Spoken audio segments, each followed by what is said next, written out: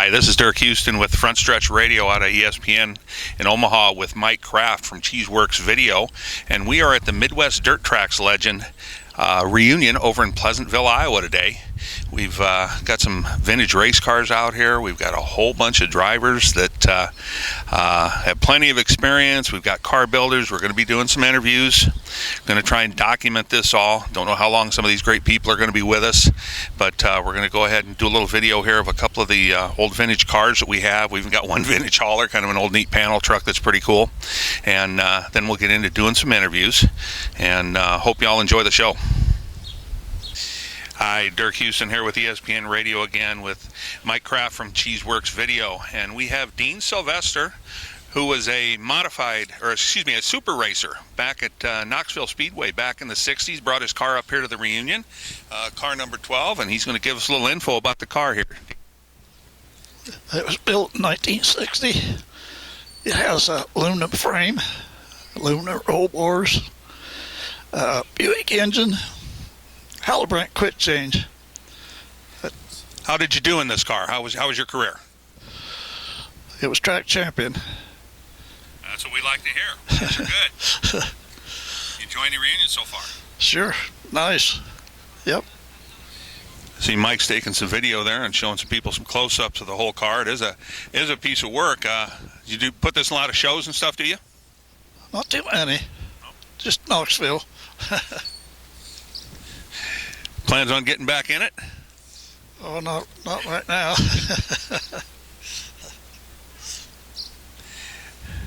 But it is a beautiful, beautiful car. It's nice when people keep these alive.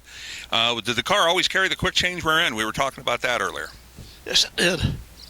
Yeah, we didn't know when they made those legal back then. So I know, like in the area I was at, you still had to run a solid rear end. You couldn't run a quick change yet. Halibut, yeah.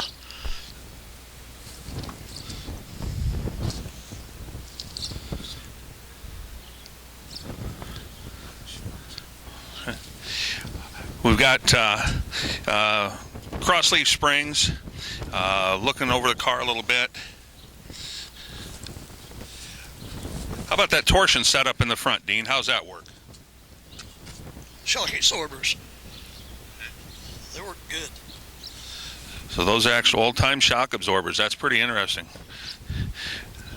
That I-beam suspension and everything on there. Do the rags hold a technical purpose of holding things together? Just keeps the chains on there. Keeps the chains from tearing things up. That's good. Got the V8 and the old Ford radiator shroud off got to be a 20-something Model A. Knew that had to be old. But all aluminum frame on there, all square channel. That had to be up to date back in the day. It was ahead of its time. Well, we're glad you brought the car out. I enjoyed looking at it, and I'm sure our fans are going to like seeing it too. Oh, you're welcome. Thank you. Thank you. Still here working the Racers Reunion, and I've got Bob Trossel, legendary car builder, and one of his drivers, Billy Dusenberry. Got one of their sprinters here on display. We're going to start with Bob. Can you give us a little history on this car, Bob?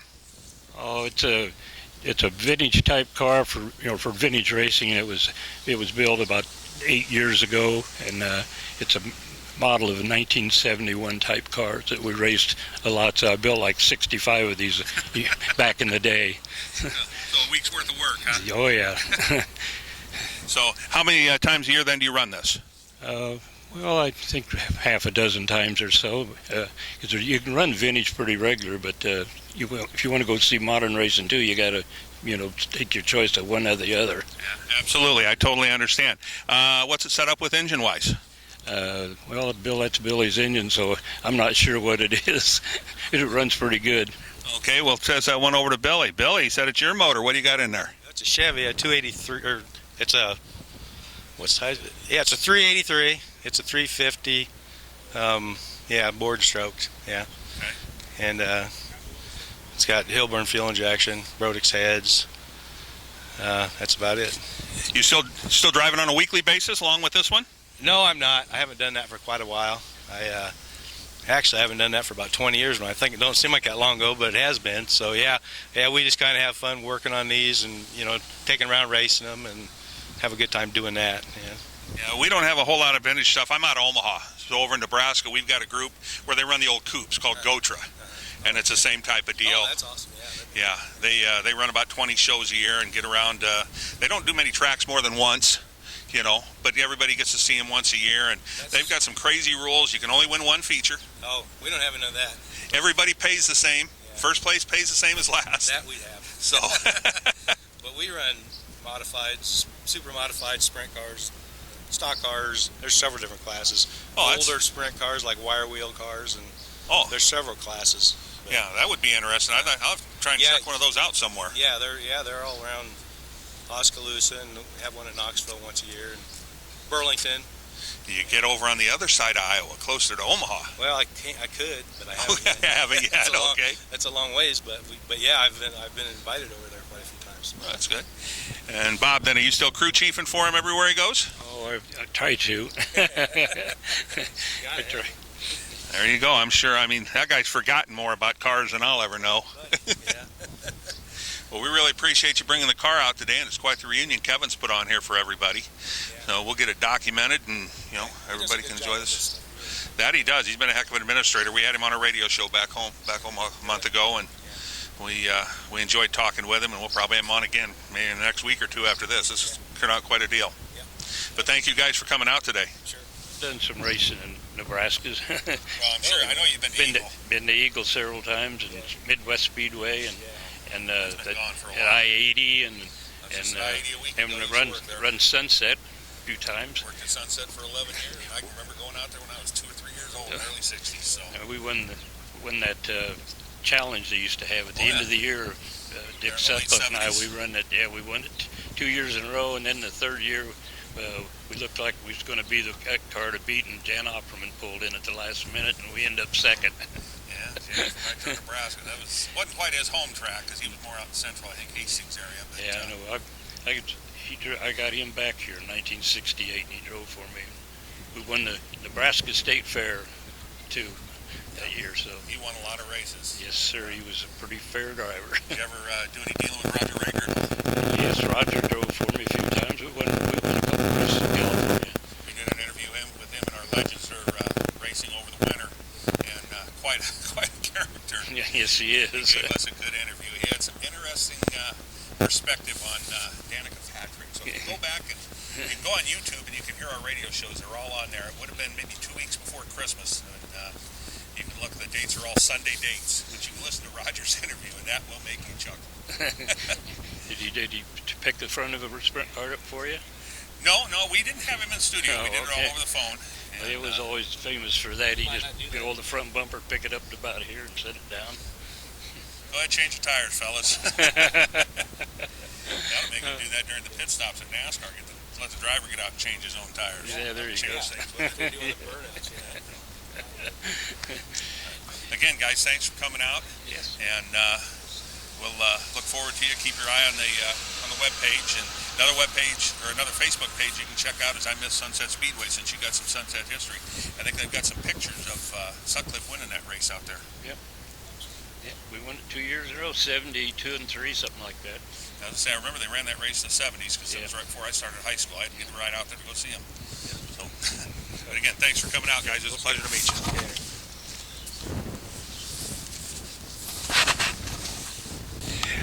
Derek Houston back here at that Racers Reunion. We've got another vintage super modified car here. It happens to also be a Bob Trostel car, it says on there. But I've got one of the other driver's sons, Jimmy Williams, with me, and I've got Norm, who drove the car afterwards. Going to get a little interview from with Jimmy here we'll start out with and get some information about the car. Yes, sir. My name's Jimmy Williams, and I found the car and bought it from Craig Egan about 4 years ago. And I restored it and got it all done. John Lane and Mark Randall out of Kansas City, Missouri did the restoration for me. And my dad drove the car in 1964 till about almost 1966. And then Norm took it over and started driving it after that. What kind of success did your dad have in the car? My dad did okay with the car. You know, it was a roadster and it was really hard to handle, and Norm can tell you that. It was kind of hard to drive and get her through the corners. Well, I can see it's got the driver sitting on the wrong side for left-hand turns there. That had to be quite the adventure. It was, and my dad was real tall. He was about 6'3", 6'4" in that little car. There you go. Well, it's beautiful restoration. Very pretty car. Yes, sir. John and Mark did a great job restoring it for them and for Slim and my dad and all the great drivers like Norm that drove it over the years. Are you still doing any racing with the car? I just finished it up, and we're going to take it to some vintage shows from Mississippi Valley just as soon. It's going in the museum tomorrow, Knoxville Museum. It'll be in the museum for a year. And then after that, we're going to start taking it out to some vintage races. Well, that's great. It'll be in that museum, so anybody going over to Knoxville, you'll have to check this ride out. It's a very well done restoration, and after a year, then go watch it at the track. Norm, you drove the car, and you told me a few minutes ago that you wore the car sometime. Exactly what do you mean by that? Well, when you strap your butt in it and you get it upside down and your helmet leaves imprints in the racetrack, that's called wearing the race car. And I did that a few times, not just in this one, in others too that we had. So it wasn't just this car in particular that you liked skidding your head on? There were several of them. I had my helmet leaving imprints in the racetrack, and I made it through, so that's what it goes. And after that, they give me a job working at the racetrack and inspecting cars and stuff for safety. You got to keep all four wheels under you. There you go. I've done plenty of those safety inspections in my teching career. What kind of career did you have behind the wheel of this one? I don't remember how many years. My wife could tell you, but probably 4 different years? 4 different years. That I drove it on every Saturday night. Yeah. And then I drove another car of Bob Trossel's for a while. But then I went to work for the racetrack. My wife did a lot of work down there. She did scoring and payoff, so she really got to know the drivers. I'm sure she did, writing their checks. Yeah. And then I ended up finally, after a while, I worked in the infield as a technical inspector and a rules coordinator. They had big names for me. And then they put me up on the flag stand. And I worked on the flag stand for, I think, how many years? 5, maybe? 5 years. And so I got to know a lot of the drivers. What track were you doing all that work at? I think they called it Knoxville Raceway. Okay, well, I didn't know if maybe you meant the State Fairgrounds there in Des Moines or Knoxville or where. Actually, I did flag one race at the fairgrounds in Des Moines. They had a Sunday afternoon show. I can't remember the years. And they had them, and they couldn't get anybody, and I flagged up there. And then at Newton, we used to go up to Newton once in a while and race up there, but I never ever worked on the flag stand up there. But Newton was a fun racetrack. Quarter mile, a lot of fun. That new speedway they built in Newton, something. You had a chance to get over some races over there yet? I never ever raced over there, but after the new track, I've had people tell me, and they ask me if I raced, and I tell them, well, yeah, Newton. Well, they think you're talking about the racetrack to south of the interstate, but it was out north on the northeast corner of town in a field almost. Where most of the dirt track starts, in the middle of somebody's cornfield. So, but have you been to races there at the new speedway at Iowa Speedway? No. You need to get out there. Very beautiful facility. Rusty did a real good job laying that one out. How about you, Jimmy? You been over there yet? No, sir. I'm from Huntsville, Alabama, and I get up here to visit my mom in Des Moines, so I don't get to see it very often. Just happened to pick the right weekend to come, huh? Right weekend to come up here and visit and see everybody and talk to everyone and show them the car. Well, we're glad you came up. Like I said, I'm glad I got to see it because, like I said, I've never been to a race at Knoxville. I've probably been to every track in Iowa, but never Knoxville. But it was a pleasure meeting you, Jimmy. You too, sir. It's a pleasure. Pleasure meeting you, Norm. Thank you very much. And thank you guys for both coming out today and showing us the vehicle. Yes, sir. Still here at the Pleasonville reunion, Dirk Houston with ESPN Radio out of Omaha, and I've got Mike Kraft from Cheeseworks Video. We've got Junior Gutnecht, Slim Gutnecht's son, who looks like has been around the race cars for a long time. Jim was a car owner, correct? Slim was, yes. Slim was, excuse me, was Yeah. a car owner. He had cars from mid-50s through, and the last car he built was the sprint car that I drove in 73. Now, is this one then that you drove, or is this one that you went back and located and did the restore on? No, I didn't drive this. This was raced in 1959 by Earl Wagner, and Butch Smith and Richard Hebelin went back and found the parts, built it back together around 1980, I believe. Do you run any vintage races with it, or is we just showing this now? Just showing it now. When they first restored it, it was taken down to old timers at Knoxville. It's been in the Hall of Fame at Knoxville, the Historical Society in Des Moines for a year, and right now it's just back in my shed, taking care of it till it's asked to go back to the Hall of Fame or somewhere else. And it goes on a parade every now and then, or out to these car shows like this. Are you going to have it in Keokuk here in 2 months? I'm not sure what's going on in Keokuk. there's a flyer inside. They got a reunion on June 14th in Keokuk. Well, we'll have to see if there's someone here that can. I'm hoping I wouldn't want to try and drive that old 50 panel that far. I have driven it after it was restored by these guys to Boone, and that was a long drive when I did it. So I'm sure, especially if that's got the restored original type engine in it, if it hadn't been updated. It is still the original. Okay, because they did the race car. Yes. The trailer doesn't look like it was a whole lot of restored, but that panel really looks neat. I'd like to see that going down the road just like the old days. Yeah, it's a 1950 Chevy panel.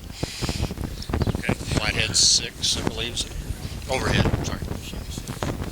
Okay. Well, we're going to go ahead and we're going to speak to Butch and Jim, correct? Rich, excuse me. Butch and Rich, and we'll talk a few questions about the restoration. What do we got for a motor in here? 364 cubic inch Buick, 57, 58 vintage, and it was a motor I had, and it's quite similar to what they raced at one time. It's got a cam in it that Slim and Earl. I didn't get the cam from them, but it's one like they ran at one time when they first started running this engine, and the carburetors and stuff is what they put on it when they first built it, and these intake manifolds, both of them, Earl Wagner built those himself. Used a car drive shaft and welded up the ends and took plates and welded on, and so they could bolt the carburetors to them, and then put hoses between them to equalize the things, and Slim swore up and down they'd never work. But he never took it off. Well, they finally took it off and put fuel injection on, but it really worked good. This in 1958, this was 59. This was the car in Knoxville. It was a track champion, and it was just the car of the day. Half the people down there were rooting for it, and half the people were rooting against it. But the 12 car down there that you interviewed a while ago, that car came along a year or two after this, and it was about the same way. Earl drove it, but I'm sure you heard about all the story behind this. But Butch and I had a little get-together one night. Got the idea of restoring this car, and Slim was a little eccentric, and we didn't know what kind of reception we'd get, but we went up to his garage the next morning and presented our idea to him, and he didn't jump up and down and go, yeah, go get it, but when we knew where parts of it were, so we went down to where those parts were, and we started going through the junk piles, and here's the steering sector, and here's the shocks still bolted together, and here's the body, and over here's the frame, and we ended up, we had a big pickup load of stuff that come up out of there that was the old original car, and I happened to have that motor, and Slim furnished a rear end for us, and we spent several months that spring and summer, took it down to bare metal and had to do some body work on the cab, and but it was labor of joy, a joy of labor, or what, and Butch and I have been friends ever since we were in high school, and we've done a lot of things since we were in high school, but this is one of the better things we did since we were in high school. Yes, and it's just been, I've taken it to car shows, and Butch has, and things, but it doesn't make any difference where you take it around here in central Iowa.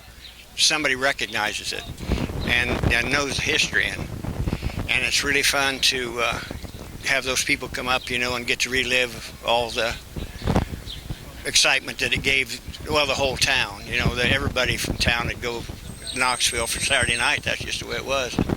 And Earl was a champion.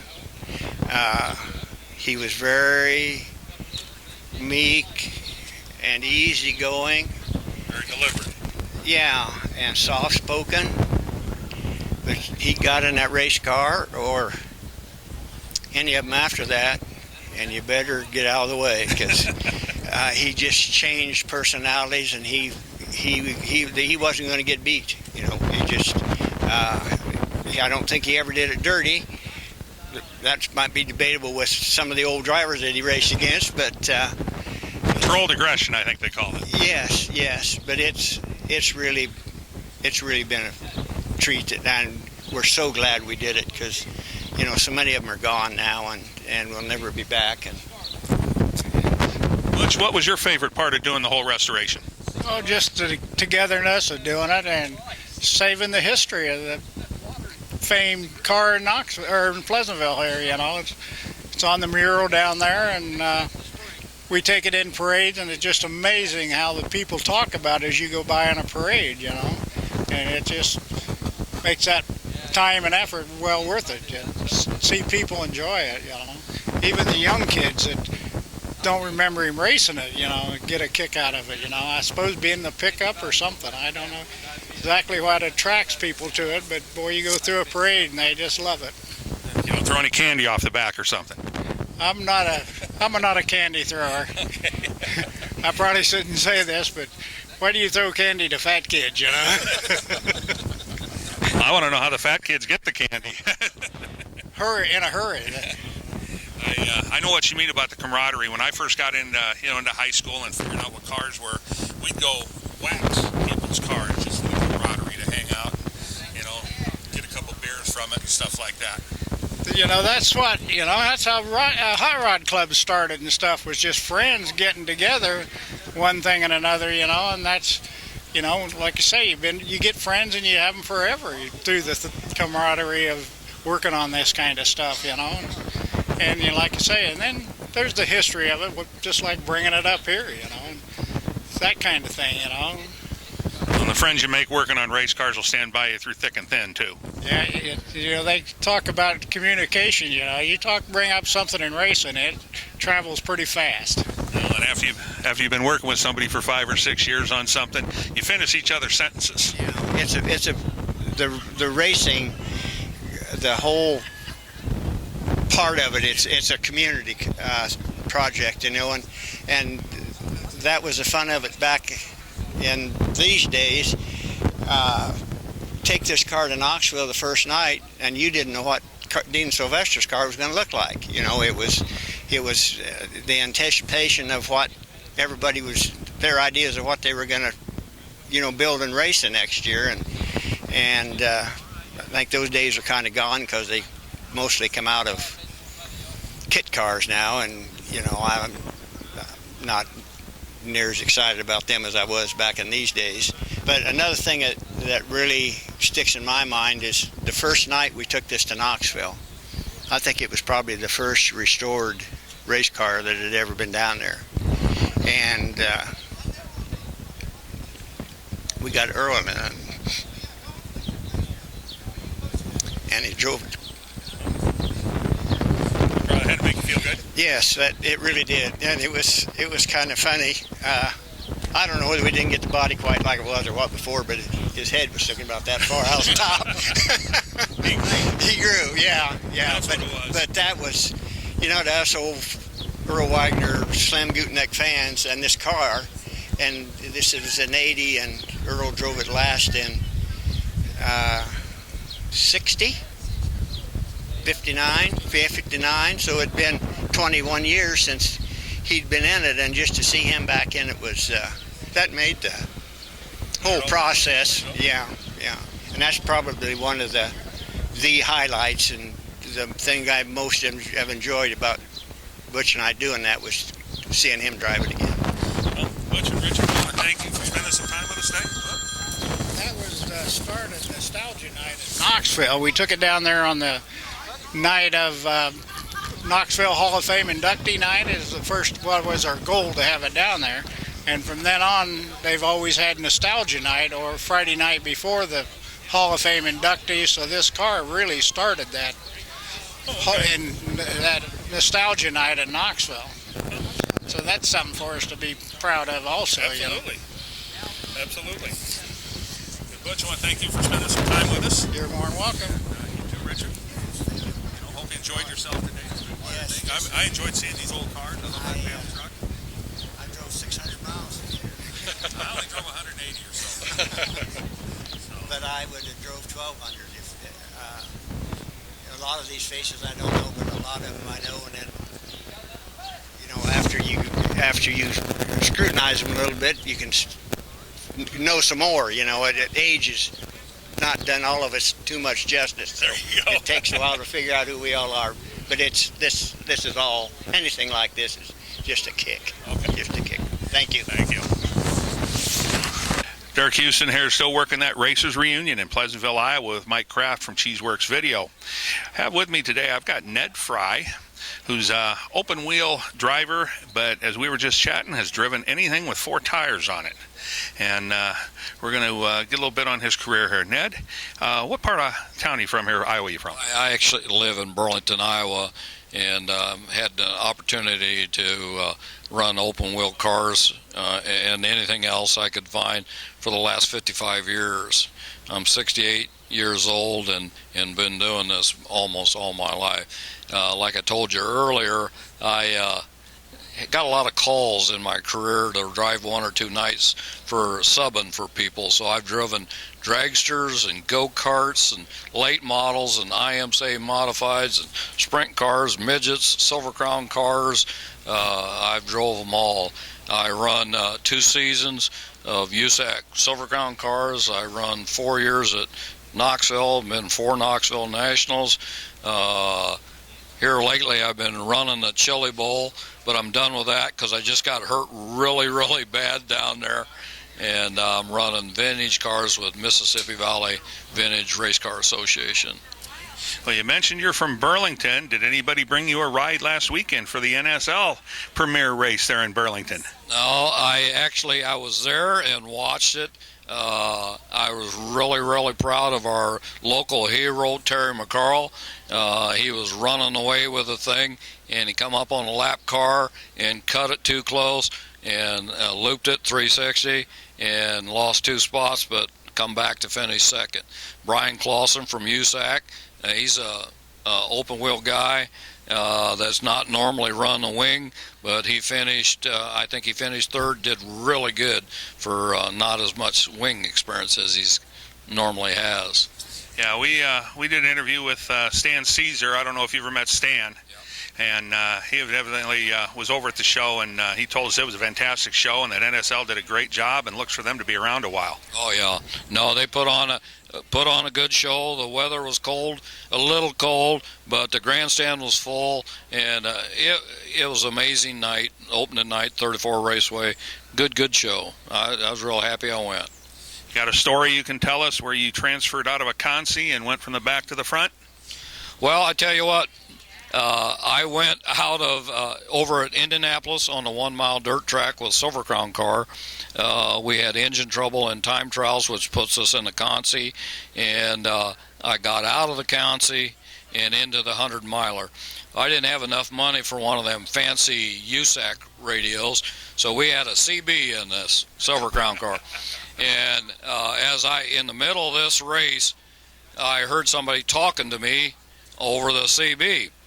And so I said to my crew chief, Mel, what'd you say?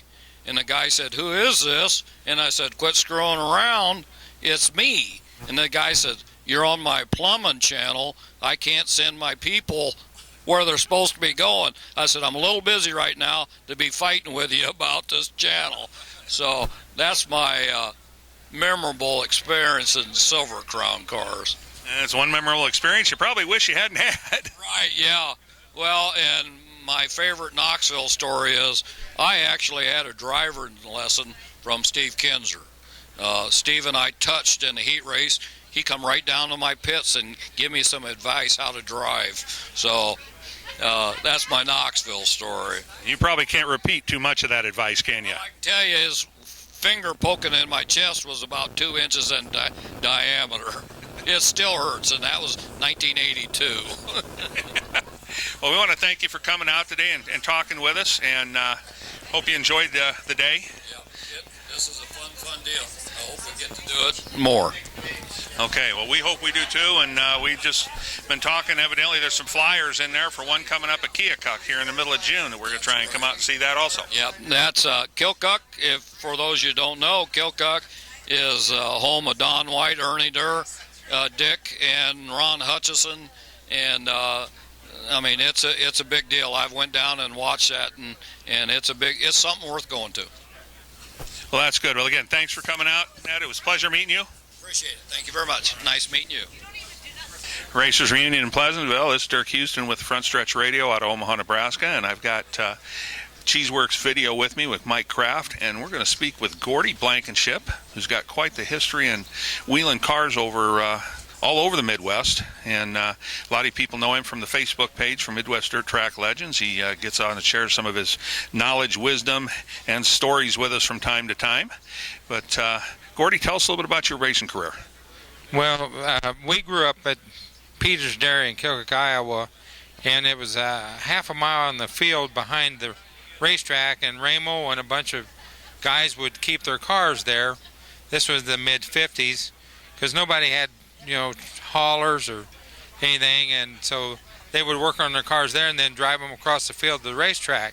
So my brother and I grew up around racing, and sometime during the week when everybody's gone, we'd take one of the old cars and make a few laps around the dairy in it, and just growing up around it, it's just what we wanted to do. So I grew up around it, and I drove my first race when I was 13. It was a mechanics race. I actually ran second, but they awarded me first because they said the guy that won it had been a racer before. So I won my first race at 13, and 14 my brother and a couple other guys had snuck over the racetrack, and they had a car out there that they were going to roll over on Saturday night, and my brother and those guys were going around the racetrack and blew the right rear tire and rolled it. So my dad said, if you guys want to do that, he said, I'm going to sign, or told my brother he's going to sign for him, and when he's down there, he said he went ahead and signed for me too because he knew I'd want to do that. So at 14, I started racing, and then when I was first day in an old car, I went end over end, and my mom wouldn't even go to a race until we come home, and I was laughing, and we straightened the old car up, and then she never missed one after that at the local track. We just kept racing there at Sportsman's Park, and then just kind of grew from there. What all sanctioning bodies have you driven in? Well, I've run in, started out in, the local tracks down there, I don't think it was sanctioned. It was just a circuit that we all kind of ran, and then the first circuit, when 69, when I got out of the Army, I started running IMCA, and I ran that from 69 through 74. In 72, I ran a few USAC races, but in 75, I ran USAC full-time until 81, and then I ran USAC and ARCA. I decided to go, I wanted to go to Daytona, so I guess we went to Daytona the first time in 81.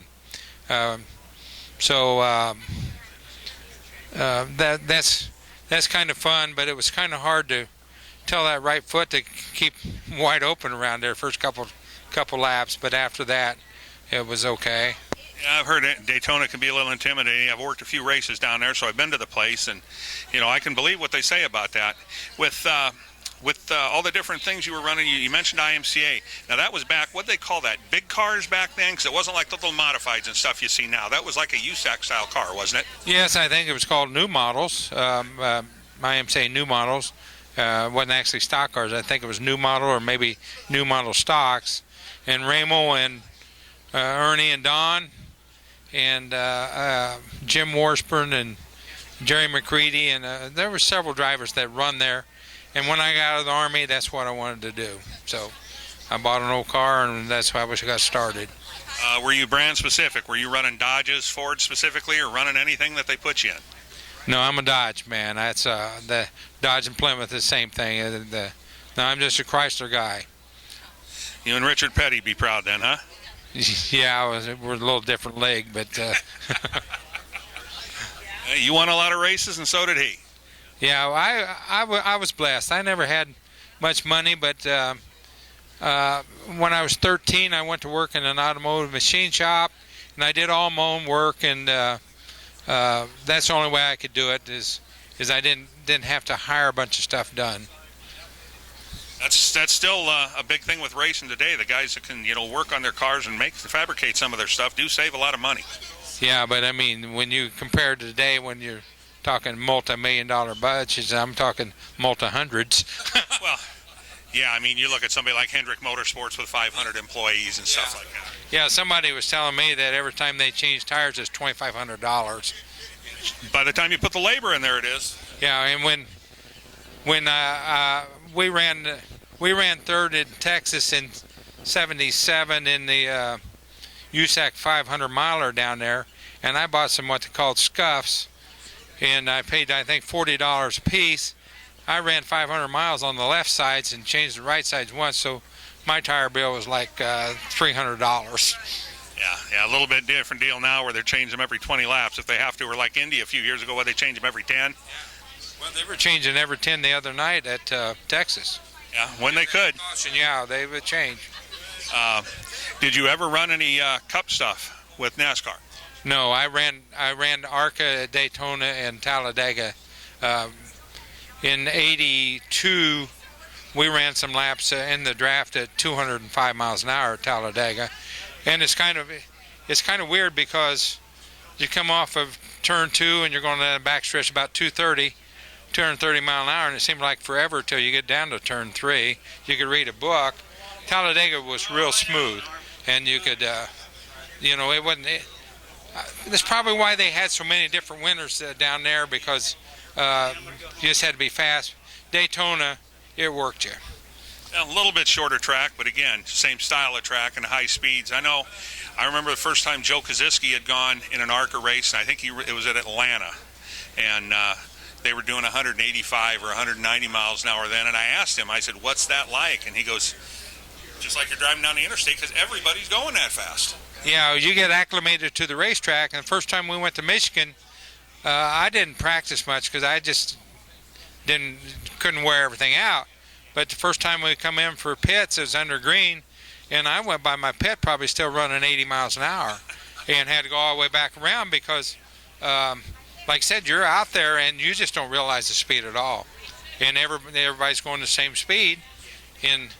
At Texas, and I always heard this, but we went down and run a race at Texas World Speedway, I suppose 82 or 3, and I'm going down down the home stretch about, probably 180, 185, and the center broke out of the left front wheel, and it passed me up, and I'm going down, and the turn's coming, and I'm thinking, and I just heard, when in slow motion, it seemed like forever till I got there, and I'm just going along, and I'm sitting there, and I'm bracing myself, and I think this is probably going to hurt, and I get there, and I smacked the wall, bounced around a little bit, and spun around a couple times, and ended up down the infield. I remember saying, well, that wasn't so bad. I bruised my leg a little bit, and it didn't tear the car up too bad. But, yeah, you get out there, and you don't realize the speed until something happens, and then you're along for quite a ride. It's like Dale Earnhardt used to say he liked running up against the wall because when the right rear tire blew out, you didn't have to go far to hit. Yeah, that's it. I was very fortunate. I only had the one old car, and we ran that one year between ARCA and USAC. We ran 26 races with one old car and 2 motors, and at the end of that season, I was pretty wore out. Yeah, that's a lot of traveling.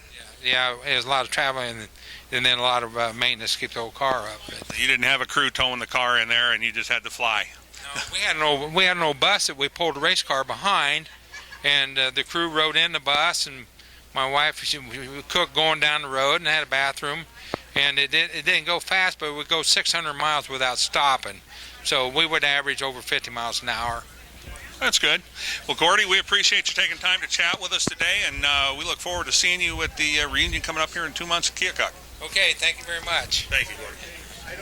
Finishing up here with the Racers Reunion over in Pleasantville, I've got Kevin Presky, who's put this whole thing together, a labor of love for this guy. He's out of Arkansas, but born and raised up in this neck of the woods, correct? Correct, yeah. Come from Des Moines, been in Arkansas since '72. So, tell us a little bit about your Facebook page, sir.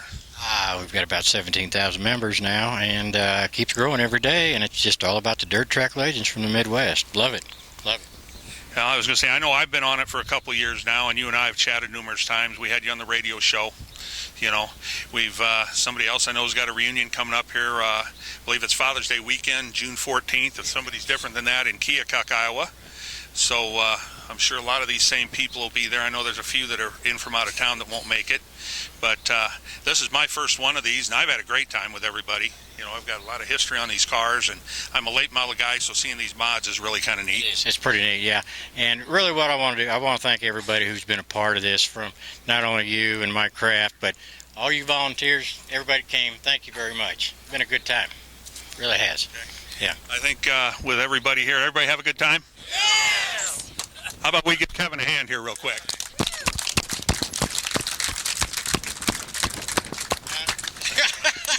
I think we just did. Yeah, that's what I needed. Yeah, thanks. Okay. Any closing remarks from you, Kevin? No, thanks. I just want to thank everybody from the volunteers. Jeff Wagner was a big help on this, doing a lot of the legwork.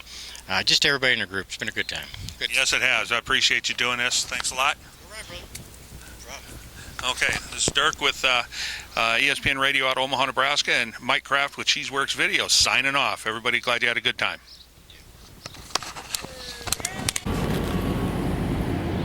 Here we are in Pleasantville, Iowa, home of Earl Wagner, in case you can't tell. And this is a mural here that is painted on the side of one of the buildings here in downtown Pleasantville. And this depicts Earl Wagner's career as a race car driver, promoter, car owner, man, you name it, the guy's done it. Knoxville Hall of Fame. And then here's just a list of just a few of the races that he's won. Look at that Knoxville Raceway, 43 feature wins with a total of 190 wins overall. And this looks like over here, some sponsors and stuff. I got an Earl Wagner check from Sioux Falls Stock Car Association for $1,000, 9564. Pretty neat deal. They're remembering you here, Earl.